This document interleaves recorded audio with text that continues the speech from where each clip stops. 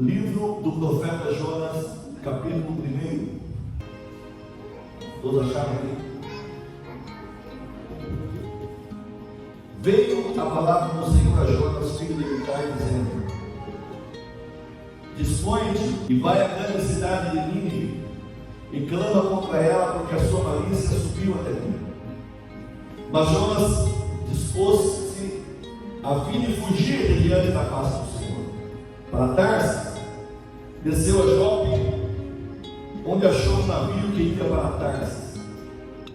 Pagou sua passagem e embarcou nele, a fim de ir com eles para Tarsis, para longe da presença do Senhor. Mas o Senhor mandou ao mar um grande vento e fez no mar uma grande tempestade, de modo que o navio estava a ponto de se despedaçar. Então temeram os marinheiros e clamaram cada um ao seu Deus, e lançaram ao mar a carga do navio, para aliviar do seu peso. Jonas, porém, descera ao porão, onde se deitou e dormia um profundo sono. O mestre do navio chegou-se a ele e lhe disse: Como podes dormir? Levanta-te e invoca o teu Deus. Talvez assim ele se lembre de nós para que não pereçamos. Então disseram cada um ao seu companheiro: Vinde e lancemos sortes, para que saibamos por que não sobreveio esse mal. E lançaram sortes, e a sorte caiu sobre Jonas. Então lhe disseram: Declara-nos tu agora, por que não sobreveio esse mal? Que ocupação é a tua? De onde vens? Qual é a tua terra? De que povo és? Respondeu-lhes ele: Eu sou hebreu e temo ao Senhor, o Deus do céu, que fez o mar e a terra. Então os homens se encheram de grande temor e lhe disseram: O que é isso que fizeste? Pois sabiam os homens que fugia da presença do Senhor, porque lhes tinha contado. Disseram: Que faremos nós para que o mar se acalme? Porque o mar se elevava e engrossava cada vez mais. Ele lhes disse: Levantai-me e lançai-me ao mar, e o mar se aquietará. Eu sei que por minha causa vos sobreveio esta grande tempestade. Entretanto, os homens remavam, esforçando-se por alcançar a terra, mas não podiam, porque o mar se ia embravecendo cada vez mais contra eles. Então clamaram ao Senhor: Ó Senhor, nós te rogamos, não nos deixes perecer por causa da vida deste homem, e não ponha sobre nós sangue inocente, porque tu, Senhor, fizeste como te aprouve. Então levantaram a Jonas e o lançaram ao mar, e cessou o mar na sua fúria. Temeram, pois, estes homens ao Senhor com grande temor, e ofereceram sacrifícios ao Senhor, e fizeram votos. Mas o Senhor preparou um grande peixe para que tragasse a Jonas, e Jonas esteve 3 dias e 3 noites nas entranhas do peixe. Vamos para dizer amém? Amém. Eu peço a vocês que deixem as suas Bíblias abertas nesse texto, por dizer. Meus amados irmãos, é impossível para aqueles que têm pelo menos um pouco de familiaridade com a palavra de Deus não conhecerem alguma coisa sobre Jonas. Sobre Jonas nós estudamos e aprendemos desde a nossa infância, na escola bíblica dominical, e quando se fala em Jonas, a primeira coisa que lembramos, o que é? De peixe, muito bem. Os irmãos falam baleia aí, né? Mas é o grande peixe, a Bíblia fala grande peixe. Mas não é apenas isso que nós temos que extrair da história de Jonas. Eu lhes confesso que quando eu tenho um compromisso para pregar a palavra, para ministrar a palavra, eu fico incomodado vários dias antes. E esta semana, irmãos, eu tenho meditado todo dia nesse texto, nessa palavra. E eu quero falar com vocês aqui nessa noite, e nós tiramos aqui algumas lições dessa leitura. E se nós pudermos dar um tema para essa palavra, para que nós memorizemos melhor, eu quero falar aqui 5 atitudes de quem desobedece ao chamado de Deus. 5 atitudes de quem desobedece o chamado de Deus. Quando nós lemos e estudamos sobre Jonas, o nome Jonas significa pomba. O livro de Jonas é chamado na bibliologia, que é o estudo que estuda sobre os livros da Bíblia, como profeta menor. Mas essa expressão de profeta menor não significa que ele tinha menor importância, mas uma das razões é pelo menor volume de escrito que ele tem no seu livro, e não pela importância, porque todos têm importância. O livro de Jonas, nós temos 4 capítulos apenas, com 48 versículos. O livro de Jonas, para nós lermos, nós gastamos 5 minutos apenas. Ele foi um profeta de Deus que viveu em Samaria, então ele profetizou ao reino do norte. Todos que estudam um pouquinho da Bíblia sabem que depois de Salomão, o reino de Israel se dividiu, com 10 tribos para o norte e 2 tribos para o sul. As tribos do norte foram chamadas do reino de Israel, com capital em Samaria, e as tribos do sul, as 2 tribos do sul, chamadas reino de Judá, cuja capital era Jerusalém. Então Jonas, ele ficou principalmente profetizando no reino do norte, e ele viveu mais ou menos, irmãos, uns 800 anos antes de Cristo. O rei que era o rei do norte, na época em que Jonas era profeta, e nós encontramos isso no segundo livro dos Reis, 14:25, era o rei chamado Jeroboão II. E a Bíblia diz que esse contexto histórico, onde Jonas profetizou, Israel estava em uma das suas maiores crises, até correndo o risco de ser extinta do mapa como nação.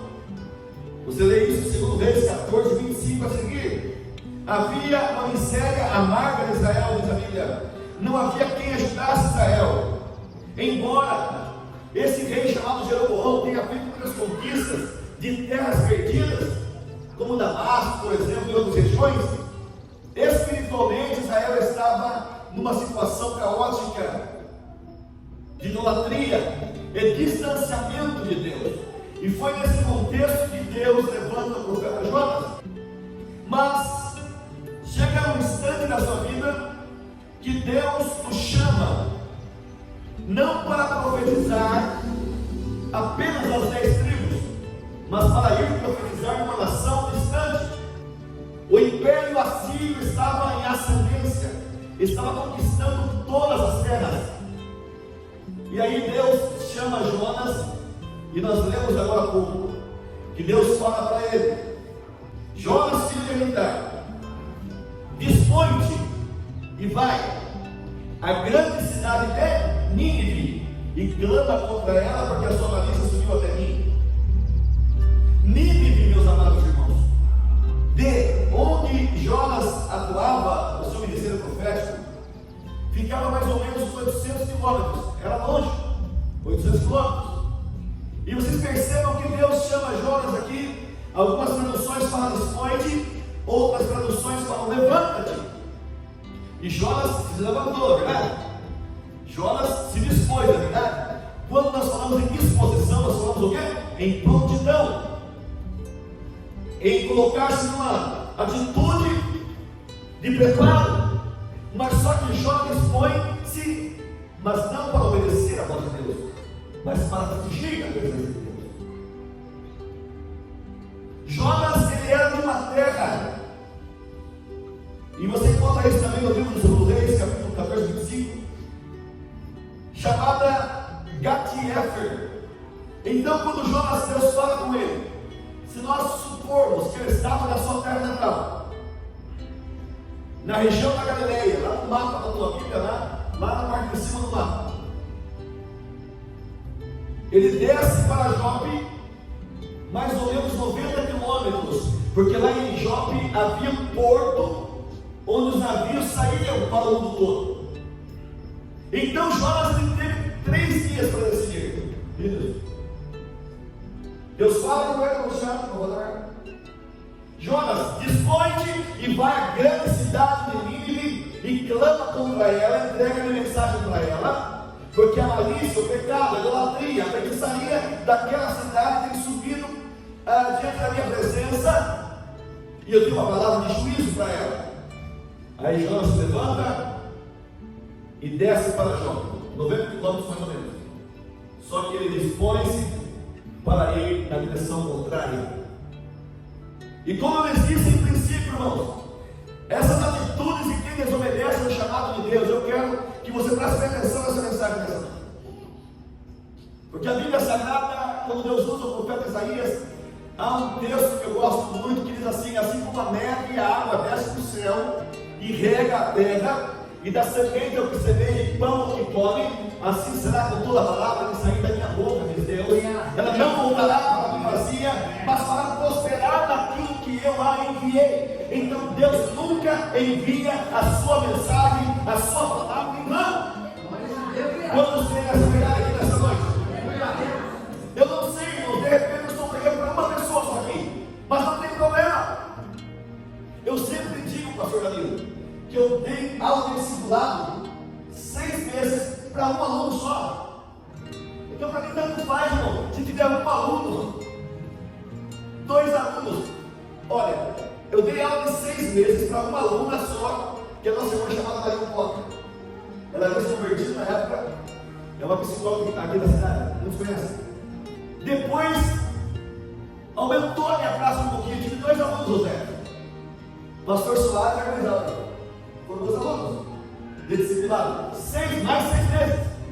Então, quando Deus fala a sua palavra, quando Deus nos impulsiona, nos inspira, nos move, nos prepara, é porque Ele tem algo para tratar com alguém. E eu existo 5 atitudes de quem desobedece ao chamado de Deus. A primeira atitude que Jonas toma é essa: tem um propósito deliberado em ir na direção contrária. Deus fala para ele: levanta-te, dispõe e vai a Nínive. E você depois chegar na sua casa, olha o mapa lá na tua Bíblia, aqueles mapas azul, sabe? Que poucas vezes a gente vê, né? Quando você pega lá o mapa do Império Assírio, você vê aqui embaixo Jerusalém, Israel, e você olha para cima, à sua direita está Nínive, Assírio, lá do lado direito do mapa. Espanha, Tarsis está completamente do outro lado. Então, quando alguém desobedece a Deus, irmão, Deus tem um chamado com alguém. Deus fala com alguém. E ele desobedece a Deus. A primeira coisa que ele vai ter um propósito deliberado de ir na direção contrária. É o que Jonas fez. Ele desce para Jope, 90 quilômetros, para ir para a Pérsia. Depois ele desce ao navio.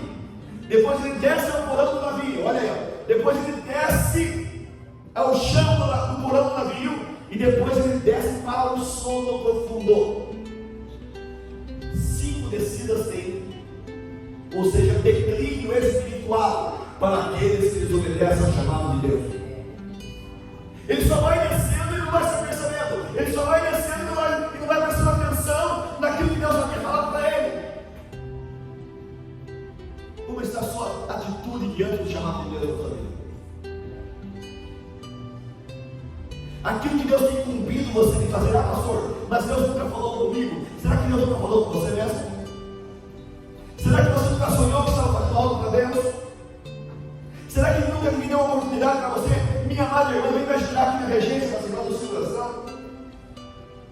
O pastor, Deus usa o pastor e fala para alguém: você pode me ajudar aqui na escola dominical? É Deus falando com você. Faça a obra, atenda o chamado e deixe de ir na direção contrária. Eu me lembro no ano de 93, mais ou menos. Final do ano. Eu havia acabado de fazer a faculdade de pedagogia.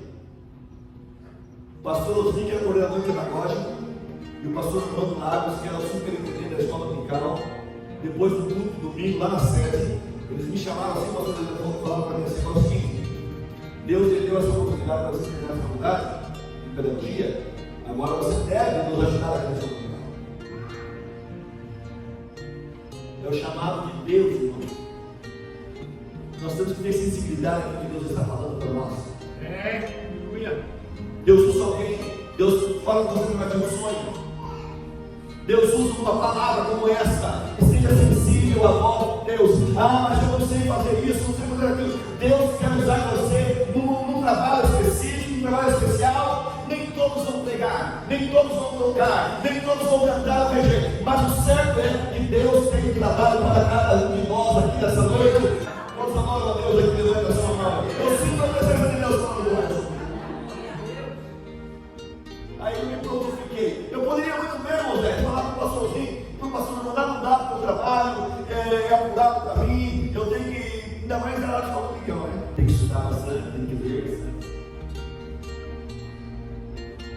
É por isso que eu sempre digo, irmãos, vocês devem frequentar a escola bíblica. Vocês que estão aqui nessa noite, não faltem a escola bíblica. Eu sempre digo isso, porque os professores que se esmeram no ensino, no estudo da palavra. Eu comecei a dar aula da escola bíblica naquele ano, 84. Faz tempo, né? Uns 30 anos já. E eu sempre tenho dado graças para fazer a obra dele. A gente só cresce. E eu sempre aconselho as pessoas, quando eu prego, quando eu falo, que vocês devem honrar a escola bíblica dominical, porque os professores que estudam, de fato, para se preparar para a aula, ele não demora menos do que 8, 10 horas para preparar uma lição, para chegar aqui para falar para vocês 50 minutos de aula. Até hoje, há lições que eu sou caso 12 horas, 13 horas. Eu leio, releio, anoto, pego o dicionário, pego o manual bíblico, escuto outros professores, fico a semana toda ouvindo. E é assim que a gente faz a obra de Deus. Às vezes alguém está ouvindo, né? Está aí na nave da igreja, ou numa classe de escola bíblica, e ficam admirados. Poxa vida, como o pastor lá, o ministro falava, o pastor Danilo, o pastor Denilson, mais irmão do Luciano, o pastor Valdemar. O nosso professor, ele fala bem, né? Ele sabe bem a palavra. Mas só Deus sabe, né, pastor Danilo? A mesma graça dentro do mundo, Deus quer matar isso aqui agora. E você vai ensinando, você vai montando. Pode ter certeza que Deus tem um chamado para a sua vida. E qual tem sido a sua atitude? Você está na direção contrária que Deus te chamou? É a obra de Deus. A Bíblia fala da irmã Dorcas que ela fazia roupas para os santos, fazia blusas vestidas para as irmãs, roupas para os irmãos no seu tempo, no Novo Testamento. E quando ela falece, os irmãos começam a franquear, começam a chorar. Coloque-se nessa noite diante de Deus. Se você não sentiu, não tem uma direção ainda, para Deus, usa-me nas suas mãos, me mostra, Senhor, aquilo que eu posso fazer para ser útil para a tua obra, para que a tua palavra seja anunciada, para que o seu nome seja glorificado e as pessoas venham ao conhecimento do Evangelho. Quantos estão a Deus? Ah, Jonas, eu lhes disse que de Israel até Nínive eram 800 quilômetros, mas Israel até atrás, irmãos, eram 4.000 quilômetros. Ele desce lá, toma o navio para Tarsis, 4.000 quilômetros de distância, 1 ano de viagem. Percebam, irmãos, Nínive era uma das 4 maiores cidades da época. Os historiadores dizem que Nínive tinha uma muralha de 33 metros de altura. Os carros passavam por cima de Nínive. Nínive era a capital do Império Assírio, capital da Síria, que estava dominando o mundo da época. Em cima desses muros havia pelo menos 1.500 guaridas de soldados que vigiavam a cidade. Um percurso para atravessar Nínive. Nós vamos fazer aqui alguns apontamentos do livro. Quando Deus fala aqui no livro de Jonas que eram 3 dias para atravessar a cidade, dava mais ou menos 100 quilômetros. Considerando que se você anda uns 30 quilômetros por dia, né? É uma cidade enorme, é grande cidade de Israel. Era a capital do império. Lá havia um rei, porque era uma cidade estável também. Mas era uma cidade pecadora, uma cidade idólatra, uma cidade que estava cheia de mal diante de Deus. E é por isso que Deus chama Jonas para que fosse pegar contra eles o juízo de Deus, para que se arrependessem. Mas Jonas, ele pega a direção contrária. A segunda atitude, irmãos, daquele que nos obedece ao chamado de Deus, sabe qual é? Ele quer ter domínio sobre a vontade de Deus. Primeiro, ir na direção completamente contrária. Ele prefere andar 4.000 quilômetros, viajar um ano. Não vou obedecer. Segunda atitude, ele quer ter domínio sobre a vontade de Deus. Ah, pastor, mas por que será que Jonas ele deixou de ir a Nínive e quis ir na direção contrária? Será que ele era covarde? Há pessoas que dizem que Jonas se acovardou, mas não é isso, irmão. Jonas não se acovardou. Jonas queria vingança contra Nínive.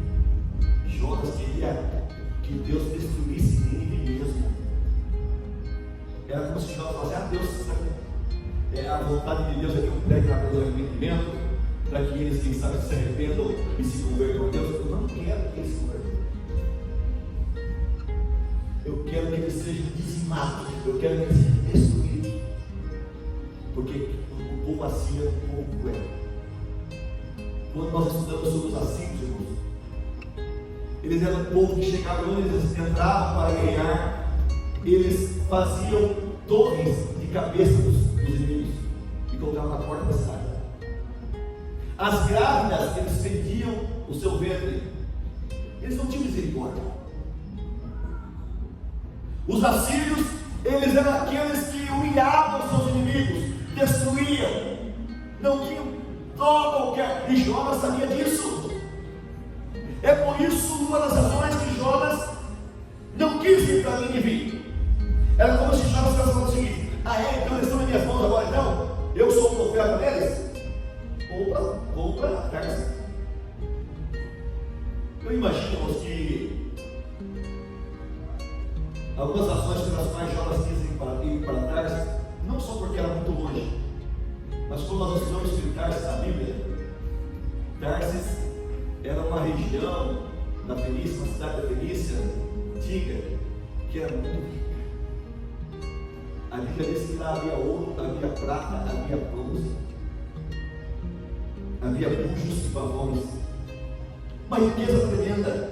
Quando nós lemos 2 Crônicas 9, 21 e 1 Reis 10, 22, a Bíblia diz que quando Salomão estava reinando lá, Zé, e estava nas suas construções, havia frotas e navios de 3 anos em 3 anos que vinham carregados de ouro, de prata, de marfim, de riquezas lá de trás. Eu imagino, e podemos conjecturar, que Jonas estava querendo tirar umas férias. Quem sabe Jonas pensou o seguinte: bom, eu já sou um profeta de algum tempo já, eu quero cuidar da minha vida pessoal, eu quero estabelecer os meus negócios, eu vou para uma cidade rica. Outra razão, quem sabe Jonas foi para lá, é porque nós temos um texto em Isaías 66, 19, que lá em Tarsis era tão longinho, tão longe de Israel, que o povo não conhecia Deus. E Deus, a fama de Deus, os profetas Isaías, não havia chegado lá em Tarsis. Agora imagine mais ou menos 800 anos antes de Cristo, 750 anos antes de Cristo, Isaías profetiza, dizendo que Tarsis não conhecia Deus. E lá no Novo Testamento, depois de Cristo, Paulo, quando escreve aos Romanos, acompanha o raciocínio, escreve aos Romanos, ele fala assim: para ele, que havia um intento de ir para Roma pregar, e que ele, onde? Para a Espanha. E Tarsis ficava no sul da Espanha. Se no Novo Testamento havia uma necessidade e um desejo de Paulo pregar, imaginem 750 anos antes de Cristo, nos dias de Jonas. Então Jonas, quem sabe, pensou consigo mesmo: eu vou para Tarsis, porque lá ninguém nunca ouviu falar de Deus, e lá Deus vai me dar paz, vai me dar sossego. E que Deus julgue Nínive, que Deus julgue os assírios e destrua a cidade de Nínive. Ele queria ter domínio sobre a vontade de Deus. Não foi por covardia. Ele tinha um bom conhecimento. Ele sabia que os assírios eram um povo violento. Ele sabia, meus amados irmãos, que ele pensou e se enganou, na verdade, né? Bom, se eu não for pregar para Nínive, Deus vai destruir aquela cidade e a minha nação vai ser salva, porque logo, algum tempo depois, os próprios assírios vieram e levaram cativo o povo do norte. 722 a.C. Que vontade que está prevalecendo na sua vida? A tua vontade ou a vontade de Deus? Você já pediu para Deus falar com você: Senhor, qual é a tua vontade na minha vida? E Deus, quem sabe, está dando uns sinais, e muitas vezes nós queremos fazer isso na costa, né? Como eu disse, Deus sustenta alguém, e Deus fala com você, usa um profeta, usa uma palavra, usa uma mensagem pregada aqui no púlpito, uma oportunidade para o pastor dar. Mas eu não quero oportunidade, eu vou te dar, não ensaiei. São sinais que Deus está te chamando e querendo fazer na tua vida, cumprir a vontade dEle. Mas qual é a sua vontade? Terceira atitude de quem desobedece ao chamado de Deus: ele perde a noção do perigo iminente. Primeiro, tem o propósito de liberar alguém na direção contrária. Segundo, quer ter domínio sobre a vontade de Deus. Terceiro, perde a noção do perigo. Meus amados irmãos, Deus manda lá um vento no mar, a tempestade, os tripulantes do navio ficam apavorados, começam a jogar as próprias cargas. Perceba que quando nós saímos da vontade de Deus, nós damos prejuízo até para outras pessoas. Começaram a jogar a carga, esvaziar o navio, para deixar o navio mais leve, para tentar contornar a situação que era tempestade, mas não adiantou nada. Aí o capitão do navio pega lá e chama todos, vamos clamar cada um ao seu Deus, para que essa tempestade passe. Aí começaram a clamar, não adiantava nada também. Aí ele pega a lista dos tripulantes lá, dos que estavam viajando, ele achou uma, tem aqui um homem chamado Jonas. Onde ele está? Está aqui? Jonas, está aqui? E vão procurar Jonas. E onde eles encontram Jonas? Lá no porão do navio, dormindo, um sono profundo. Jonas não sentia o balançar do navio. Jonas não ouvia o barulho das águas batendo no casco do navio. Jonas não ouvia o assobiar do vento tremendo que estava jogando aquele barco para lá e para cá, porque ele estava perdendo a noção do perigo. Meus amados irmãos, quantas pessoas estão prestes a morrer do nosso lado? Estão perdendo a salvação do nosso lado. Eu sinto a autoridade de Deus para lecionar aqui nessa noite, e nós estamos perdendo a noção do perigo.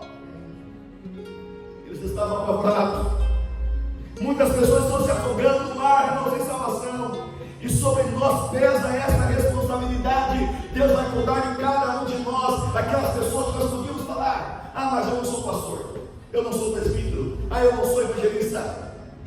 Não é todo lugar que o pastor também pode estar. Lá com o teu vizinho, com o teu parente, com a tua família. E muitas vezes nós falamos sobre tudo, né? Sobre política, sobre futebol, sobre qualquer assunto, sobre a última notícia. E muitas vezes nós estamos, alguém está olhando para nós, pedindo para nós: me dá uma palavra, ora por mim. Eu já cheguei, meus amados irmãos, aí na UTI, entrar correndo na UTI para falar de Jesus para uma pessoa, na última hora. Uma vez eu fui chamado para ir a um centro espírita para falar de Jesus para uma pessoa, para o Senhor, que é o esposo da mulher que fazia esse trabalho lá, porque o filho deles falou para eles: nossa, eu sonhei esses dias que você estava lá em casa orando por meu pai. Não é Deus falando, irmão? Quantos aqui nessa noite já ouviram e já sentiram que Deus falou com você através de sonhos? Levanta a sua mão, Senhor. Que nós tenhamos sensibilidade de Deus, para que nós possamos entender a vontade de Deus e possamos pedir para Deus: não deixe perder a noção do perigo. Jonas perdeu a noção do perigo, porque ele estava lá dormindo, ele estava no sono profundo, e as pessoas depressas a morrer. A quarta atitude, irmãos, de quem desobedece ao chamado de Deus, agape, ele deixa de buscar a Deus. Enquanto o capitão fala para que todos buscassem ao seu Deus, Jonas estava lá dormindo. Aliás, ele queria ir para Tarso, né? Onde nunca ninguém havia ouvido falar de Deus. Ou seja, vou tirar férias agora, vou me aposentar. E o mais curioso, pastor Danilo, é que Jonas tinha condições, né, financeiras, porque ele pagou a passagem. É um alto preço. Mas você imagina, irmão, pensem comigo, raciocínio aqui, o pregador tem esse raciocínio, né? Se nós pensarmos hoje, José, do outro lado do mundo, Japão, por exemplo, você não compra uma passagem menos de 12 mil reais, 13 mil reais, até 20 mil reais. Jonas chegou no porto de Jonas e falou: eu quero uma passagem para o outro lado do mundo, e vou pagar aqui a vista. Tudo isso para sair da vontade de Deus. Ele achava que ia se esconder de Deus. Eu quero profetizar aqui nessa noite: há pessoas que nessa semana, nessas últimas semanas desse ano, Deus vai se revelar a você novamente a respeito do teu chamado, para que você entenda o poder da palavra de Deus, que Deus está interessado em te usar para fazer algo em prol do seu reino na Quantos vão falar a Deus pelo menos?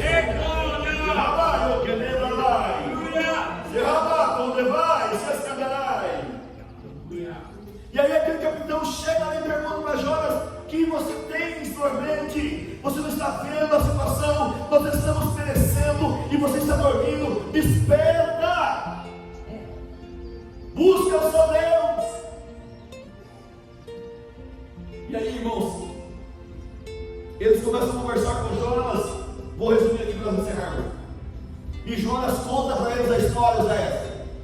Na verdade, Deus me chamou para ir para Nínive, e eu tomei esse navio para ir na direção contrária, e essa tempestade, esse mar revolto, essa iminência e um perigo é por minha causa. Aí a sua responsabilidade, né? Porque antes ele tinha perdido a identidade. Quem desobedece ao chamado de Deus perde a identidade. Em quinto lugar, em último lugar, ele não era profeta, irmãos. O que o profeta faz? Recebe a palavra de Deus e profetiza, e fala de Deus, prega o Evangelho, fala da salvação, fala do arrependimento, fala de conserto, fala de temor a Deus. Eles estão bem quietos, né? Mas quando cai a sorte sobre Jonas, aí ele fala, ele responde, eles perguntam para ele, e fazem as perguntas para ele: de onde você está vindo? Qual é a tua terra? De que povo você é? Qual é a tua população? Ele havia perdido a identidade, mas ele fala: eu sou hebreu, ou seja, eu sou crente. Eu temo ao Senhor, o Deus que fez o céu e a terra. Eu sou profeta. Ele havia perdido a identidade, mas aí quando o capitão do navio, os responsáveis pelo navio, fazem um confrontamento com ele, ele assume a sua responsabilidade e ele fala: eu sou hebreu, eu temo ao Senhor, a culpa é minha, eu sou profeta, eu estou na direção contrária, eu queria cumprir a minha vontade. Eu havia perdido a identidade, mas agora estou assumindo a minha identidade. Eu sou profeta de Deus. Essa tempestade é por minha causa. E a única razão de resolver o problema é vocês se lançarem ao mar, que a paz vai voltar, a calmaria vai voltar e vocês vão navegar tranquilamente. E aí o que acontece, irmãos? Ali os responsáveis pelo navio, depois vocês veem com mais calma.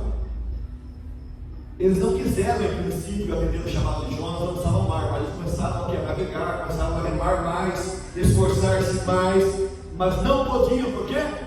Porque aí Deus deixou a tempestade mais terrível ainda. Ela ia agradecendo mais, no mar ia se agradecendo mais. Aí essas pessoas do navio clamaram ao Senhor, pedindo misericórdia para Deus, para que Deus não se culpasse pela vida de Jonas. E levantaram Jonas, lançaram ao mar, e cessou o mar, o vento, e cessou o mar a sua fúria. Aqueles estrangeiros temeram a Deus, santificaram ao Senhor. E aí você sabe o restante da história. Jonas é lançado no mar. Deus prepara um grande peixe. Ele fica 3 dias e 3 noites lá, né? Nesses Jesus não vão descer. E aí vem para ele, ele ora a Deus, ele pede misericórdia a Deus. É o que nós temos que fazer aqui, sabe? Clamar ao Senhor. Fazer um voto. Sabe aquele chamado que Deus fez na sua vida? Que você até se esqueceu, que ir na direção contrária, desfazer a tua vontade, perdeu a noção do perigo, deixou de buscar a Deus, perdeu a identidade. Deus quer que você busque Ele novamente nessa noite, a partir de agora. Ele faz um propósito, deixa Jonas fazer um propósito, faz um voto com Deus. Ele fala assim: o que eu votei eu vou pagar. E vem para ele a segunda vez a voz de Deus: levanta-te e vai e prega contra ela. Aí ele se levanta e vai a Nínive, e proclama o juízo de Deus contra Nínive. E a Bíblia diz que ele ficou anunciando aquela palavra. Todos se arrependeram, do rei até a criança. E eu não falei no começo da palavra. Jonas, irmãos, é o único profeta e pregador que ele se frustra, né? Com as pessoas ouvindo essa língua sem entender. Porque ele prega a palavra, no fundo, ele obedeceu a Deus, né? Por causa do confronto. De forma compulsória. Porque daí ele prega a palavra. Ainda 40 dias ninguém será subvertido. Aí ele faz um acampamentozinho lá no monte. Ele não vai embora. Ele vê lá o rei, vê as pessoas, a multidão, tudo de saco, tudo arrependido. Ele vê tudo isso como arrependido, velho. Até os animais, essa vida dele, depois Até os animais foram cobertos de saco, e não podiam comer, não podiam beber. Aí o que acontece? Mas ele fica lá 40 dias lá, irmão, esperando que Deus ainda destruísse o povo. Aí Deus prova Jonas, e quando ele está lá esperando, nasce a malmoreira, você sabe a história, faz sombra para Jonas, ele fica passivo lá, né? Fica feliz, olha que sombra boa, vou esperar aqui 40 dias também, se Deus vai atender ali o jejum do povo. Quem sabe Deus destruiu esse povo, né? Mas aí o que acontece? Deus manda a malmoreira no dia, no outro dia manda lá uma larva, um bicho, come aquela malmoreira seca, e Jonas se revolta. E Deus confronta ele pela última vez e fala assim: olha, Jonas, você está nervoso, você está irado, extremamente irado, por causa de uma malmoreira que fez sombra. E agora eu não queria misericórdia, que é uma cidade que há mais de 120 mil pessoas que não sabem distinguir a mão direita da esquerda. Os estudiosos dizem, irmãos, que a cidade de Nínive, quando fala 120 mil pessoas, era perigosa, que não tinha discernimento. Mas nesse período aqui, eram cerca de 600 mil pessoas que moravam lá. Mas Deus poupou a cidade porque a cidade se arrependeu. Deus falou com Jonas: guarde essa mensagem no seu coração nessa noite. E atenda o chamado de Deus. Levanta e dispõe para fazer. Deus vai usar a tua ação ainda. Deus vai usar a liderança dessa igreja ainda para te dar a oportunidade, para te chamar para 2025. Vem ajudar a escola dominical. Venha cantar no ciclo de oração. Venha nos ajudar nos jovens. Venha nos ajudar aqui na música. Deus vai levantar, eu vou profetizar para o seu amigo. Deus vai levantar músicos aqui para tocar guitarra, teclado, bateria, já deu. Calma. Através da sua esposa, através do seu chamado. E trazer gente de fora também.